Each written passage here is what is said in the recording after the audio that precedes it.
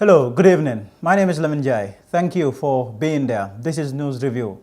Coming up on the show, Facebook, Instagram, and WhatsApp go down the world over, including the Gambia. Citizens have been reacting to that major internet outage there. Standoff ensues between police and global home officials at Ladas Rao gripped property in Bijilo. Yesterday we have the two SRFAL over the weekend who held a massive rally at buffer zone. Today my guest will be Lamin Dampha. He's the executive director of CEPRASS. CEPRASS recently conducted its first pre-election poll, which showed the National People's Party leading, but you have people really who do not trust in the poll there. He will be my guest to talk about that poll. Before all of that, we will see what the newspapers are saying today. We will begin with the Standard newspaper. Their lead report is on Chromium there. The company has been suspended, saying Chromium's license is suspended. The Minister of Information and Communications Infrastructure, Ibrahim Asila, has suspended GSM provider Chromium with effect from today, 5th October 2021. The Standard has been reliably informed. 2 weeks ago, the company was given an ultimatum by the regulatory body PURA to settle $65 million by October 1st in respect of its unpaid license requirements. Well, Chromium was only able to make partial payments, and today the company has been suspended, and this suspended this suspension will run through November 4th there. Let's see the other story there. Opposition slams opinion poll as out of touch. A recent pre-election opinion poll conducted by the Center for Policy Research and Strategic Studies, CEPRASS, which suggested that the National People's Party is likely to win the December presidential election, has been met with swift rebuttal by the United Democratic Party and the Gambia Democratic Congress. According to the survey, even though there is still a large pool of undecided voters at 40%, the majority of the 60% decided voters said NPP is likely to win, followed by UDP, APRC, and GDC.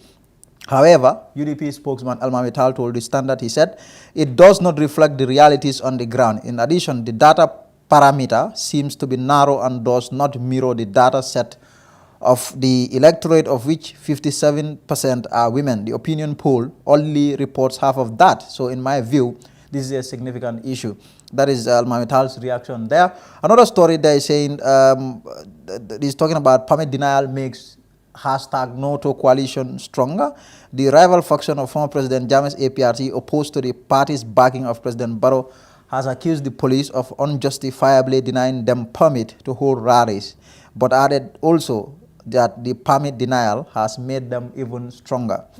Another story is saying another story that, let's now see the point. I think that's all for the Standard. We'll see the point. Standard is the point is reporting a 3-year-old boy killed a 4-year-old. According to reports reaching the point, a 4-year-old boy was stabbed to death by a 3-year-old in Samis Ruakunda Central River region on 30th of September 2021.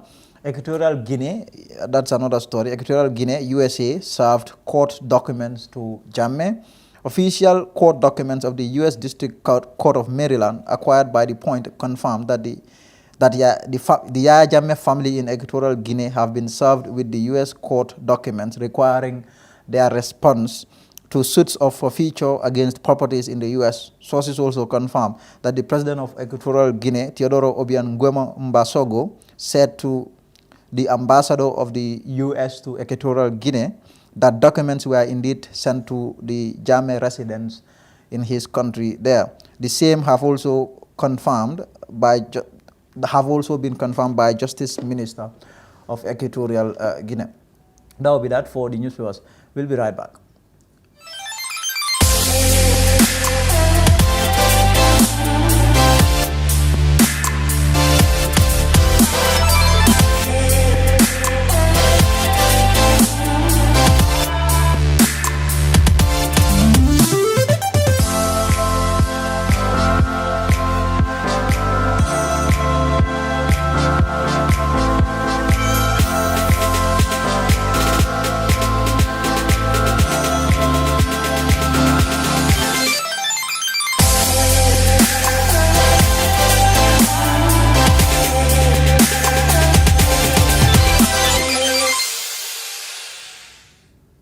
Now, Facebook and WhatsApp as well as Instagram went down yesterday for nearly 7 hours.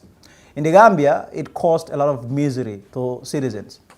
More in this report. Billions of users around the world were affected yesterday. Some describe it a day of darkness. Businessmen and pedestrians tell the Fati network they have lost huge sum of money yesterday. Lamin, a businessman at CNC Best Chicken, says his business dealings were seriously hit hard yesterday. Mr. Singate adds that as a businessman, he has linked with international businessmen mainly through WhatsApp and Facebook.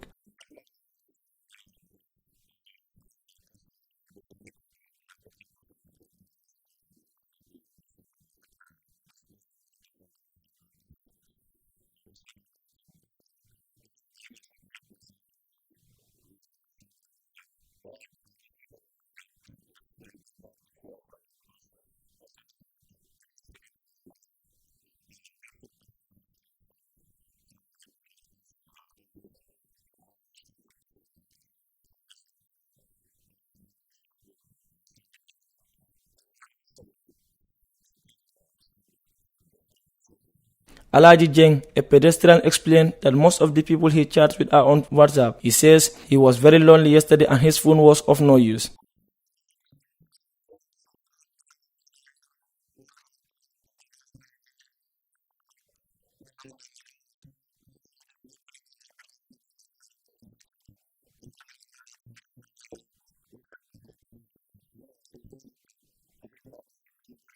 Mamadou Jamban, a resident of Nyofele, says he needed to communicate with someone who promised him money and the person is in the diaspora, but due to WhatsApp breakdown, he could not get the money.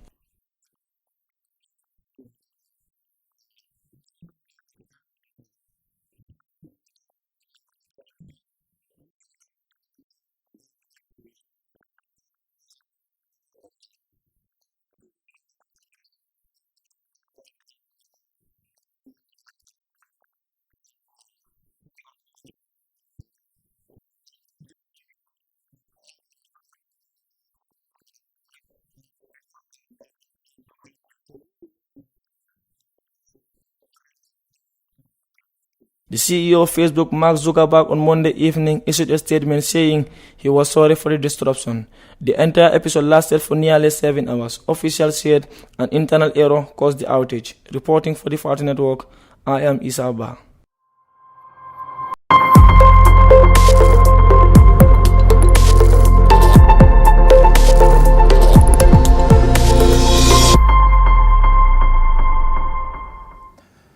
Now, there was a standoff between police and officials of Global Home at their Rao-gripped anti-crime, previously occupied by anti-crime. That's their property in Bijilo. The Sheriff Division yesterday officials from the Sheriff Division yesterday went to the property and handed the property back to their owners. That's Global Home officials. But then police were there and attempted to remove them from that property. So this property, government wants the property to build a hotel on the property ahead of the OIC.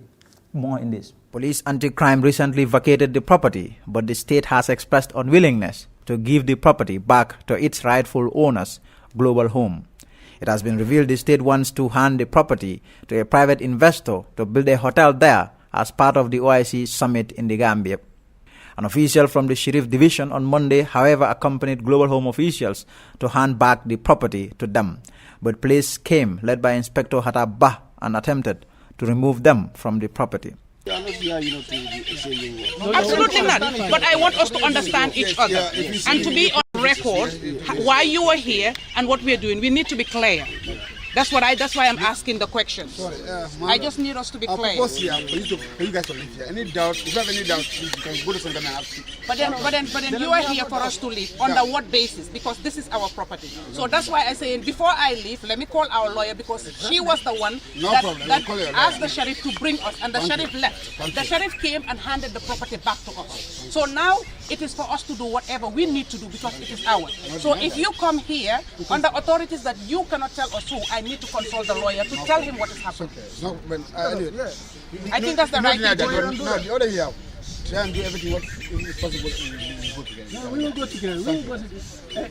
The police later abandoned the act after receiving a call that the property had been handed over to Global Home by the Sheriff Division. Through observing you, I know you will not force yourself, here illegally like that. You must have enough reasons why you are here. So I need to find out, exactly what's the problem. All right. So since I was seeing, all the documents were shown to me, I know everything is legal here. There is nothing, illegal. Maybe perhaps, when the directives came, maybe they could not understand what kind of people, are here. Because, in fact, we have a different message that you are on a press conference, maybe perhaps it could be an illegal gathering. Because if you need to have, such, conferences, you need to have a permit from the Inspector General of Police, all right? So, but I made things different. This is why, I am with my mind. I am open, to speak to you so that, because without that, I might not know exactly what is happening, or what's, your reason, of being here. But everything is shown to me, and I appreciate, you too.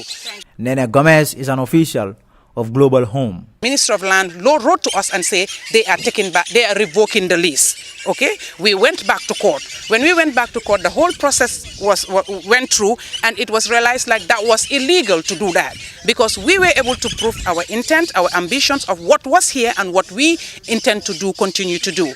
But they were not able to substantiate or prove beyond reasonable doubt why they want to take the property from us. And of course, we understood that according to them, which we know that government has the right to take over any land because every land government owns it. But then again, the same law that gives government the right to take over any land gives a condition. You take a property from an individual for a community use, for a use of a bigger number, not for an individual use. And we were able to prove to the courts that the intention that they want to take this land from us is not for the interest of a community, but it was an interest of an individual or a few.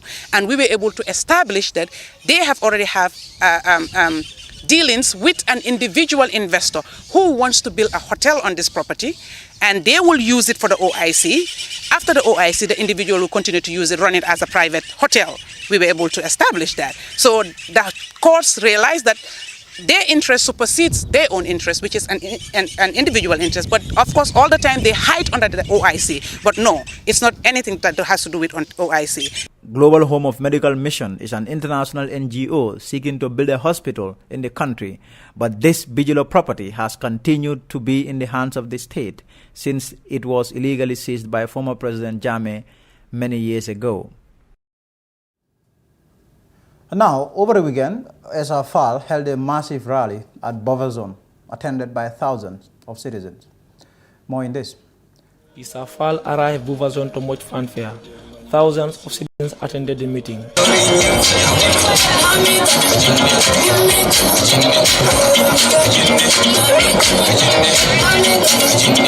Speaking at the meeting, Mr. Fall was certainly impressed by the turnout and he declared that the love is real. Wow. Wow. You are really impressive. Gani wax dega neex yalla suma xol sedana.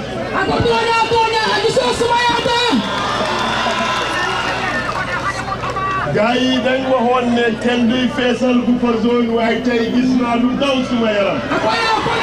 Xam nga soo seetee Facebook 73,000 nga gis. Ako niya Facebook TV 73,000 ibe wala jala. Waaye ñun ay nañ 700,000. Bari tu tata la ko 700,000 ala block.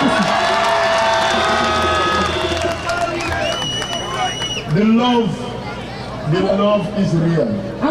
The turnaround independent presidential hopeful says there will be a turnaround of the country once it takes power in December. Why the important for you? Very important pour tout Gambie. Moy comme December 4.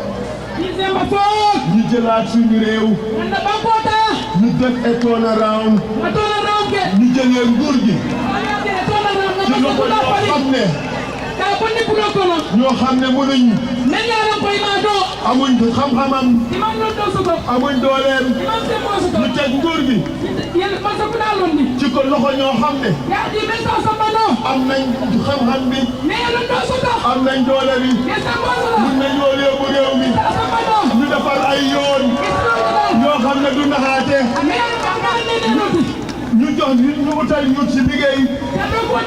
ñu indi medical insurance ku ci nekk di mun a faju soo demee lopitaan. medical insurance o sama pour mon besi jaran mo. ñuy jënd ay ambulance ak medical equipment instead of pick up drugs for campaign. Mr. Fall also disclosed his campaign will reach out to opposition parties to come and join his team. dinañ wër réew mi. One nit lan moo fi xew. Invite other political parties ñu ñëw join ñu. The political parties don't invite président Kafunna. ñun ñëpp ñu bokka. génnee fi problème bi fi nekk. No problem on fundamental ñu def a turnaround. Earlier, Kitabu Fati, who recently ditched his presidency bid and endorsed Mr. Fall, explained why he entered into politics. Niaje medu na politiko do. So do you politic? Njagal tale. Enjoy Mbata tale. Exona. Mantan wanyato. Munu ñoo dem tala. Jututan na. Xeeb nañ ñu. Iman na sama dinna. Ko ñu suñ elek. Oto bi ni nga na sama je ñanda bulala no. Mr. Fall campaign for president has only entered its 6 weeks, but observers say the former Terra Syrian Council is becoming more and more popular among the voters. Reporting for the Fatu Network, I am Isaba. Thank you. Tonight, I have Mr. Lamin Dampha. He's the Executive Director of Center for Policy, Research and Strategic Studies. Well, the center recently held its first pre-election opinion poll, which showed, the National People's Party leading in the poll in terms of the election, the December presidential election. These and other things really were captured in this survey. This is a survey that has sparked a lot of reaction. So Dampha is the head of the CEPRASS, and he joins me now. We'll talk about the survey. Mr. Dampha, thank you for coming. Thank you. It's a pleasure for having me. Great. First off, this survey or the poll that you conducted, when exactly did you conduct this poll?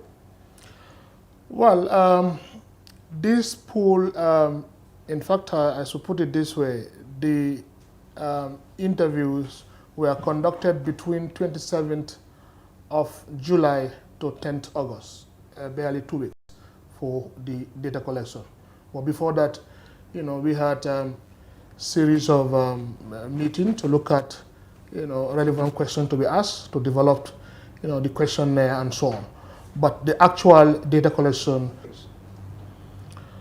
well, the interview was based on a random sampling that that we have used to get the required number of respondents that will make our data collection reliable and valid. So we have, from the sampling, we have about 969 respondents across the country. We put the, households, stratify them, into LGAs, those are the local government areas. And of course, you know that we have about 48 districts. So the households are also, in each stratum, we have about, we also put household into 34 districts across the country.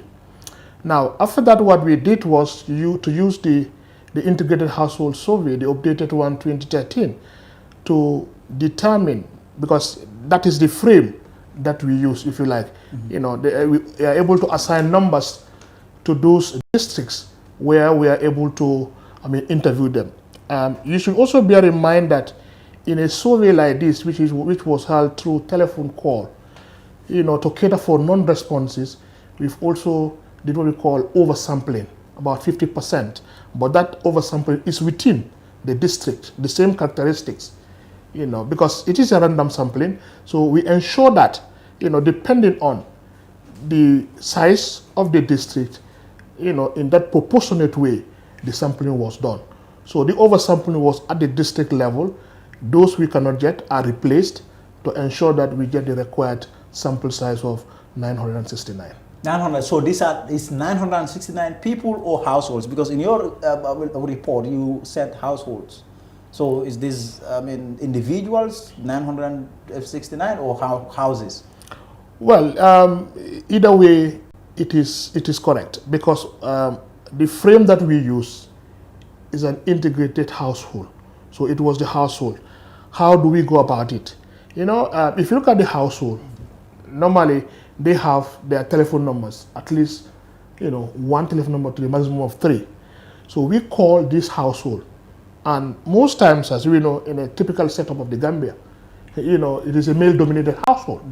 But bear in mind that if you look at the voter population in this country, it comprises of a good chunk of women voters as well, which is in fact the highest, the young people as well. So when we call a household, we get a man this time. So the next call, we request for a woman, preferably, the wife or the daughter. And the next one, we look for young people. That is the way, we arrange. But all the same, survey like this are never 100%. Yes. So if you look at our report, we indicated that we have about, I think, 28% of women, even though that is less than, the percentage of women voters.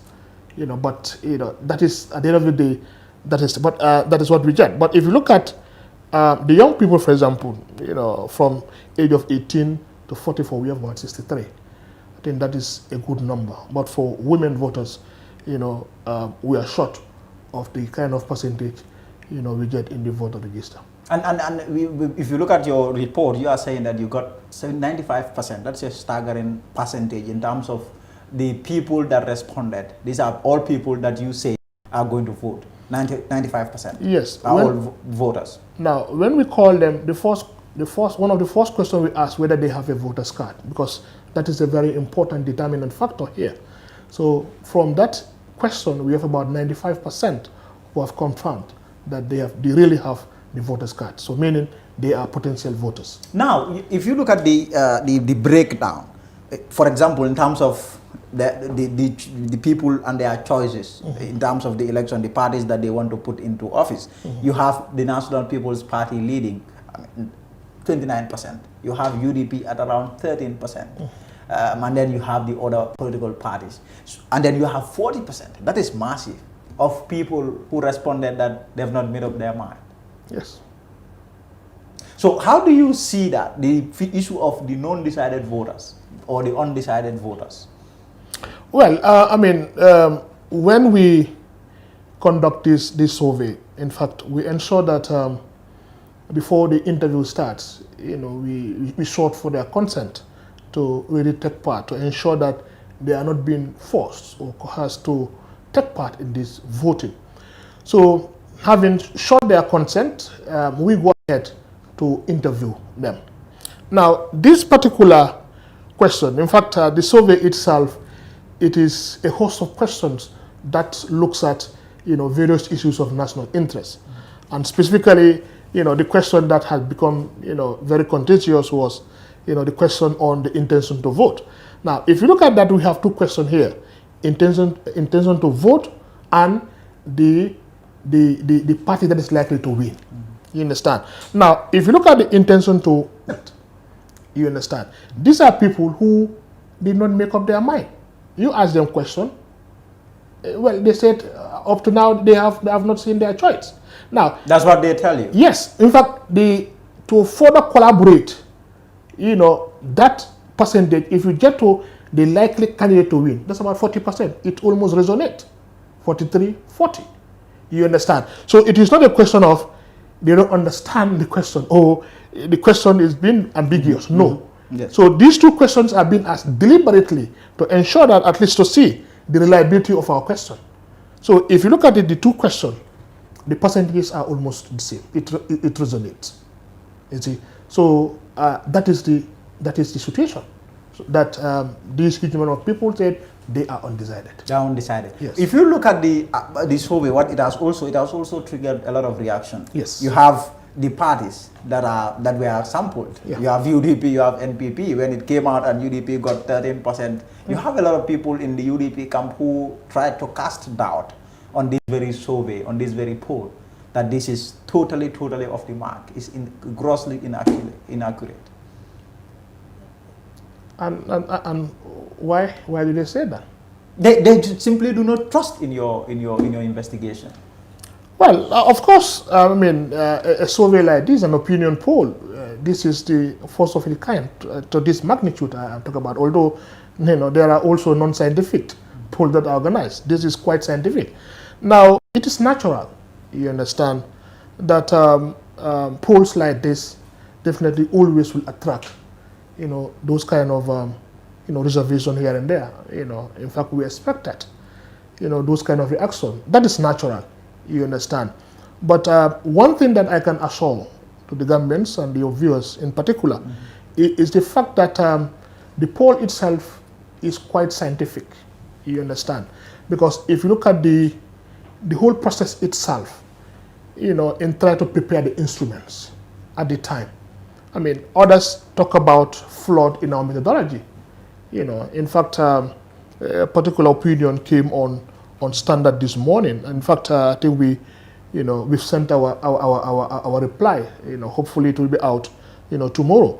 In fact, the problem most people are cited is the fact that, the methodology did not go enough to explain. And I think that it is irrelevant if you like try to enumerate those technicalities in terms of how we did the sampling. And in fact, it is normal to solve, some part of your methodology, even in academic writing. That is normal not to give out, because the whole idea is we are communicating to the people. We should not bore them with a lot of technicalities that the sampling here and this is how it has been done. No. Nobody really has time for that. Yes, and that is why we always say that if you have reservation, you contact us. We give you a breakdown on how the sampling is done. You understand? And again, if you look at the whole process itself, we use the integrated household, which is a random sampling of 14,191. And in any statistics, if you use a random sample, and then you randomize that, your own sample is a random sample. That's here and there. Here, I also want to tell your viewers that we are not actually predicting the winners. In fact, if you look at our survey, it looks at host of issues, from even rating the government performance. So these are questions of national interest. So it was only these 1-2 questions that everybody picked and start talking about them. That is not our objective as far as this poll is concerned. In fact, to really predict the winner would come in our next poll that is coming 1 month before the election. 1 month before the election. Yes. But also, I have seen the National People's Party welcoming the poll results, and the party is putting its strong performance on the unwavering efforts on the part of the President Adama Barrow, in transforming the nation. This is why Gambians, responded positively. Well, I think that would be a political question. I'm not sure I can respond to that. One thing that I want to make clear, whether you endorse CEPRASS or not, that will never change our position, and that will not make to lean on any camp. Because I think that is very important. I've seen people even say that maybe it is in fact government that sponsored you to come up with such a poll. I have seen that for democracy based in US, they sponsored the poll and they have given us, adequate funding to do this. That is why we are even going to do 3 polls. We're also going to do, post-election polls as well to see the performance of government in 100 days. So that is not true. And besides, you should also understand that CEPRASS is an independent research center that is managed and run by a constituted group, of high caliber. In fact, the opinion poll is just one of the surveys we have done. We have series of surveys we conduct. And in fact, we're just from a training on a survey on the returning migrants. It's an impact evaluation that we are doing alongside with the Center for Evaluation and Development based in Germany. So you can see we are always busy looking at a lot of issues. This is one of the activities that we have done. So it's not only our focus. When we release these results, we are into other business. Attacking, that is their opinion. And again, even those who attacked, we are not angry about that. It is natural that such thing could happen. So normally what we do, people that come with some points, we try to, tell them our methodology, and we have in fact agreed with some people, after explaining to them, about how we conducted these polls. It's quite credible, let me assure you. Of course, it is an opinion poll, and no opinion poll is perfect, you understand. Of course, there could be some issues that I have earlier highlighted, but generally, that cannot discredit the poll itself. And in your poll, the report too, you've also said, well, a lot of Gambians believe or think the IEC has done a very good job so far in administering the election. Yeah, I think IEC's issue in the polls, in fact, there was an endorsement for IEC's work. You know, how they're able to avoid registering foreigners, for example. I mean, I think generally the response from that has been very high. So that was an endorsement for IEC's work. And also I've seen, you know, I mean, SFR, should be, I mean, a little over a month since he announced that he will be running for president. And you've seen a lot of Gambians going to him. Yeah. You are saying 40% were undecided. You did your survey interviews in July and August, I guess. Yeah. So if that was the case, and now you are a lot of people would tell you that these are the undecided, these fence sitters, now they are with SFR. So you have some people who may say, well, maybe you're important. This is done, I mean, it's 27 July to 10th August. So bear in mind, ESA did not, you know, came to the, you know, in fact, we don't know that he was contesting. And even in the survey, if you see, you know, other parties like NRP also stand. You understand? Later on, the communication came clearly. That they affect your poll in any way? In fact, the next poll, what we are saying, we're going to capture all of that. And so, SFR. Exactly. SFR, and not only SFR contested. So, I mean, I think that will give, in fact, the first poll, the objective of the first poll is to look at host of issues. And the response have been very clear that should not, that we feel would set the stage before election. So, I mean, I repeat this. The issue of the report, and you have a lot of Gambians who are not really literate people on your report. I think that would be very important. Yeah, even the funders are very much going to put them into infographics and animation videos in different languages. And we will have a talk in the population should be able to, especially those illiterates, put a lot of information not only in text, but also, you know, in audios, you know, that Thank you very much. Thank you. So today my guest was Mr. Lamin Dampha, the executive the National People's Party as leading regarding the December presidential election.